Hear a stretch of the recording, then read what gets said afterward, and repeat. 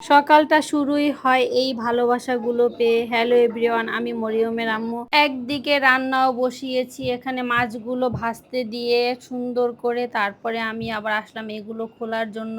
এখানে গ্রাম থেকে যে জিনিসগুলো এসেছে, এখানে পেঁপে, জাম্বুরা আর কিছু পিঠা ছিল, কারণ এখন গ্রামে তেমন কিছু পাওয়া যায় না, বর্ষাকাল। তাই এখন হচ্ছে বরিশাল অঞ্চলের জাম্বুরা, আমরা, চালতা এগুলোই বেশি হয়।